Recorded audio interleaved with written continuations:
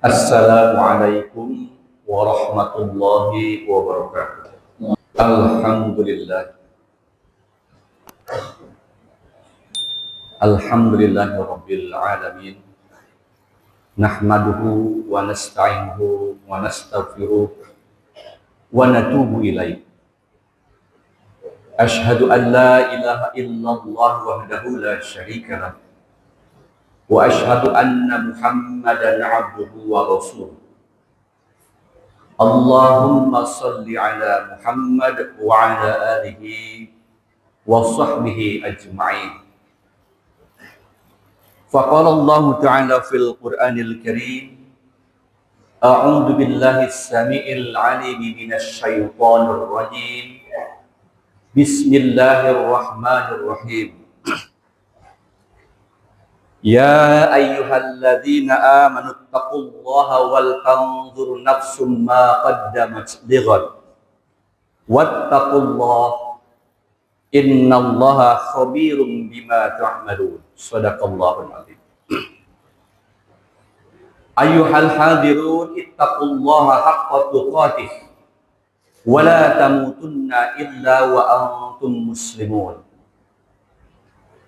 Hadirin sidang Jumat yang berbahagia, mari sejenak saya menghimbau bagi yang ingin mendapatkan syarat sahnya sholat Jumat pada hari ini, tinggalkanlah, sekali lagi tinggalkanlah berbagai macam aktivitas keduniaan, ngobrol dengan jamaah sebelah, dan tinggalkan pula memainkan handphone.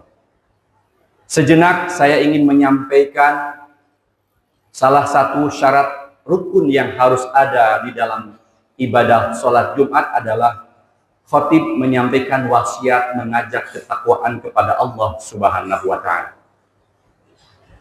Maka pada Jumat hari ini khatib berwasiat menyampaikan tafsir surat Al-Hasyr ayat 18, yang mana Allah menyampaikan bahwa wahai orang-orang yang beriman, bertakwalah kalian kepada Allah dan hendaklah setiap kalian memperhatikan apa yang telah diperbuatnya, apa yang telah dipersiapkannya untuk menghadapi hari esok.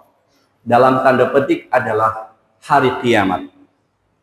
Kemudian Allah mengatakan, bertakwalah kalian kepada Allah, sesungguhnya Allah maha mengetahui.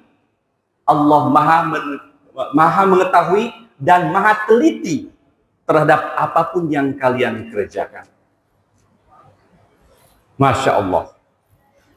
Menurut Syekh Nawawi Al-Bantani, ketika beliau menafsirkan di dalam kitab Marah Labib jilid kedua, surat Al-Hasyr ayat 18 ini memiliki 3 catatan penting yang wajib kita perhatikan dengan serius. Pertama adalah Allah memberikan peringatan kepada setiap kita dalam posisi kita masing-masing. Pentingnya kita selalu melakukan muhasabah, selalu melakukan introspeksi diri, baik secara individual, ya, sebagai pribadi maupun sebagai tanggung jawab di posisinya masing-masing. Karena kemampuan mengintrospeksi diri, merenungkan apa, berkontemplasi apapun yang telah kita perbuat, itu sama artinya dia sudah menyicil persiapan untuk menghadapi hari kiamat kelak. Yang kedua, kata Syekh Nawawi Al-Bantani, surat Al-Hasyr ayat 18 ini mencakup perbuatan baik dan buruk, itu akan diperhitungkan di dalam hisab, yaum hisab di negeri akhirat kelak. Dan yang ketiga, beliau mengatakan, apabila kita memperhatikan setiap kita untuk bisa merenungkan bermuhasabah, berkontemplasi, maka niscaya orang tersebut akan berusaha mencegah dirinya ke dalam bentuk kemaksiatan di masa yang akan datang. Mencegah perbuatan kemaksiatan di masa yang akan datang. Allahu Akbar. Hadirin sidang Jumat yang berbahagia. Saat ini dalam dunia pusaran kehidupan manusia, ada dua gaya style hidup atau lifestyle. Yang pertama yang dikatakan dengan YOLO. You only live once. Kalian hanya hidup sekali. Dan yang kedua adalah YONO. You only need one. Dua gaya hidup ini sangat kontradiktif. Yang satu memanfaatkan hidup ini hanya lantaran satu kali, maka apapun dihalalkan dengan berbagai macam cara.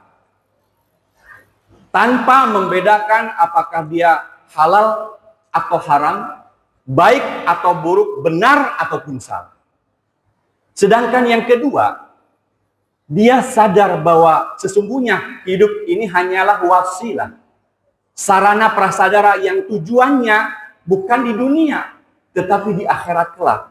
Maka dia hanya menyiapkan perbekalan akhirat yang utama, dan ketika hidup di dunia menikmatinya bahwa saya hanya cukup satu saja dalam kehidupan ini. Hanya butuh satu hal, yaitu hanya sarana kehidupan belaka, bukan sebagai tujuan. Untuk itu, mensikapi pentingnya kita bermuhasabah terhadap apa yang sudah kita perbuat dan apa yang sudah kita persiapkan ketika kapanpun Allah memanggil kita. Nabi besar Muhammad sallallahu alaihi wasallam pernah berdialog dengan malaikat Jibril yang diriwayatkan oleh Abu Sahal bin Sa'ad dari hadis Tabrani. Beliau mengatakan Jibril alaihi salatu wassalam pernah datang kepadaku, kata Rasulullah sallallahu alaihi wasallam. Beliau mengatakan, hai Muhammad, ish ma si'ta fa innaka mayyitun. Kalian hidup, silahkan berbuat apapun di dunia ini, tapi ingat, ketika kalian berbuat apapun di dunia, kata malaikat Jibril, kalian suatu saat akan mati. Sekali lagi, kalian suatu saat akan mati. Yang kedua, wa uhabbib ma syi'ta fa innaka mufarriquhu. Silahkan Muhammad sampaikan kepada umat kalian, cintailah siapapun dan apapun di dunia ini. Tapi ingat, semua kecintaan ketika di dunia, suatu saat kalian akan meninggalkannya. Dan yang terakhir, beliau mengatakan, wa'mal ma syi'ta fa innaka majaziyun bih. Berbuatlah sesukamu. Baik, sesungguhnya engkau akan menuai balasannya. Jadi, Masya Allah ya, Rasulullah mendapatkan petunjuk dari Allah melalui malaikat Jibril bahwa hati-hati, bahwa setiap kali apapun yang kita perbuat di dunia ini memiliki konsekuensi yang tidak main-main. Untuk itulah saya menyampaikan wasiat berikutnya terkait dengan surat Al-Hasr dan hadis tersebut. Di dalam Al-Quran, hadirin sidang Jumat yang berbahagia, ada 191 kali Allah mengulang-ulang menyebutkan berbicara khusus masalah al-hayah, masalah kehidupan. Sekali lagi saya katakan, di dalam Al-Quran ada 191 kali Allah berbicara tentang al-hayah, tentang kehidupan. Kenapa begitu banyak? Menurut beberapa mufassirin kontemporer, ketika suatu hal diulang-ulang sampai ratusan kali, menandakan ini peringatan yang luar biasa, patut kita perhatikan kalau kita bertahkim, beriman kepada Al-Quran Al-Karim. Dari 191 kali itu, hadirin sidang Jumat yang berbahagia, ternyata Allah menginginkan 3 hal ketika kita hidup. Yang pertama, ketika kita hidup harus punya perasaan. Jangan sembrono, jangan membabi buta bahwa ada hak orang lain ketika kita memiliki apapun yang kita miliki.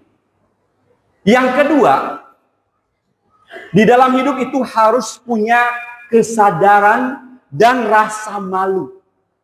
Sehingga kalau kita sadar dan punya rasa malu, kita akan mempertimbangkan seandainya kebijakan kita ini ternyata mempermalukan diri sendiri, mempermalukan keluarga, mempermalukan bangsa, bahkan mempermalukan umat Islam.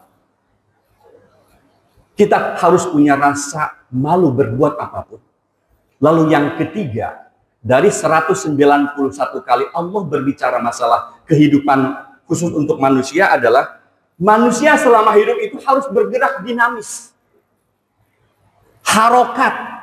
Kalau kita belajar bahasa Arab, ada namanya yang dikatakan dengan lafadz. Apabila alif, lam, mim atau suatu kata di dalam bahasa Arab ingin mendapatkan atau memiliki makna, maka harus ada harokat, ada fathah, ada kasrah, ada dhammah ten, ada fathah ten, kasrah ten.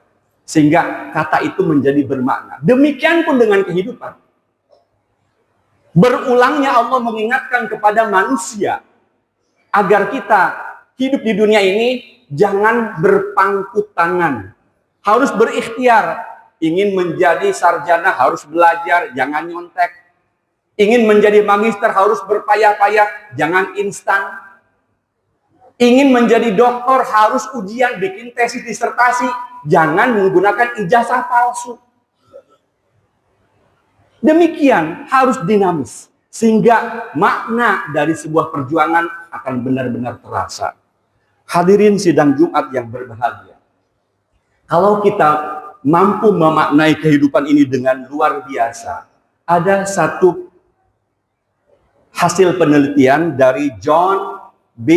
Calhoun pada tahun 1958. Beliau mengadakan penelitian selama 25 kali antara tahun 1958 sampai dengan 1970 dengan istilah, karena penelitiannya itu melakukan eksperimen 25 kali, maka beliau menyebut teorinya dengan Universe 25. Apa yang dia lakukan? Apa yang dia riset? Yaitu dia selama 25 kali itu melakukan penelitian dengan membuat kehidupan tikus yang dimanjakan dengan berbagai macam fasilitas hidupnya. Tidak usah cari makan, disiapkan gabah atau beras. Tidak usah cari minum ketika haus, disiapkan air, penerangan, dan sebagainya. Selama 25 kali penelitiannya berulang dan berulang menemukan ternyata kemewahan hidup di dunia tikus yang dimanjakan tersebut berakhir sirna. Tidak ada kehidupan. Mereka pada akhirnya betapapun sudah memiliki kemewahan, memiliki kenikmatan, memiliki fasilitas hidup, tapi lantaran kemewahan ini membunuh rasa, membunuh ketidakpedulian, membunuh terlenanya hidup tanpa pertanggungjawaban, akhirnya kehidupan itu sirna. Demikian pun pelajaran terbaik buat umat manusia. Hidup ini tidak cukup hanya dengan isi makanan nasi. Hidup ini tidak cukup hanya dengan isi dompet. Hidup ini tidak cukup hanya dengan isi apapun pekerjaan kita, tetapi kita juga harus mengisi hati kita, mengisi mental kita, mengisi rohani kita, mengisi akal kita, bahwa setiap perbuatan itu akan dimintai pertanggungjawabannya. Mudah-mudahan khutbah singkat ini memberikan kesadaran kepada kita bahwa banyak sekali perintah Allah mengingatkan kepada kita sebagai bukti kasih sayangnya kepada umat Islam. Jangan sampai kita menikmati kehidupan dan seisinya itu sebagai sebuah kesempatan yang tidak terkontrol. Barakallahu li wa lakum fil Qur'anil Karim. Wa nafa'ani wa iyyakum bima fihi minal ayati wa dzikril hakim. Aqulu qouli hadza wa astaghfirullaha li wa lakum innahu wal ghafurur rahim.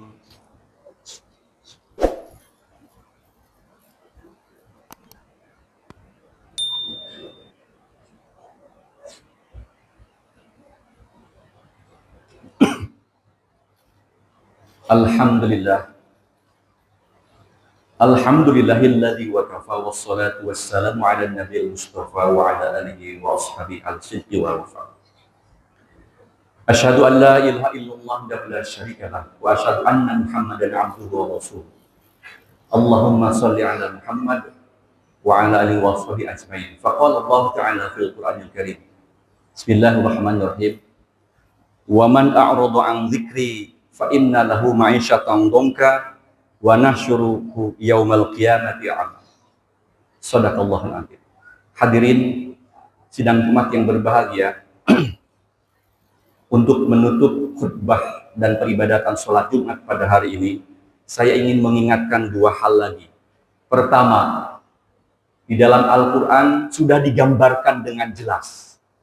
Kata Allah di dalam surat Thaha ayat 124, beliau mengatakan atau Allah berfirman, dan barang siapa di antara kalian yang berpaling dari peringatanku, kata Allah, maka sesungguhnya dia akan merasakan kehidupan yang sempit di dunia, dan kami akan himpun bangunkan pada hari kiamat kelak mereka itu dalam keadaan buta. Karena di dunia membutakan telinganya dari perintah Allah, karena ketika hidup dibutakan matanya untuk mengkaji ayat Allah, akibatnya Allah butakan ketika dibangkitkan di hari kiamat dengan tidak bisa mempertanggungjawabkan apapun. Kemudian yang kedua, surat An-Nahl ayat 97. Hadirin sidang Jumat yang berbahagia, Allah memberikan kabar gembira kepada orang-orang yang beriman. Allah berfirman, Bismillahirrahmanirrahim. Man amila sholihan min dzakarin aw untha wa huwa mu'minun falayuhyiyannahu hayatan thayyibah wa lanajziyannahum ajrahum bi ahsani ma kanu ya'malun. Shadaqallahul azim. Kata Allah, barang siapa di antara kalian yang mengerjakan amal soleh, baik laki-laki maupun perempuan, dalam keadaan beriman kepada Allah. Jadi di sini ada persyaratan. Perbuatan baiknya amal soleh laki dan perempuan itu tidak bakalan diterima oleh Allah kalau tidak beriman kepada Allah. Jadi ada syaratnya, siapa yang beramal soleh laki dan perempuan tapi beriman, kata Allah, ya. Maka sesungguhnya kami berikan kepadanya kehidupan yang baik di dunia, dan sesungguhnya kami akan berikan balasan kepada mereka akhirat dengan pahala yang lebih baik dari apa yang mereka kerjakan ketika di dunia ini. Jadi ini kabar gembira yang sangat bagus.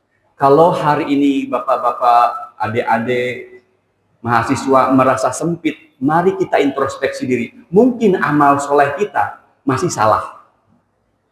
Mungkin amal soleh kita masih belum benar. Mungkin keimanan kita juga masih dipertanyakan. Karena janji Allah tidak bakalan pernah bohong, tidak bakalan pernah meleset.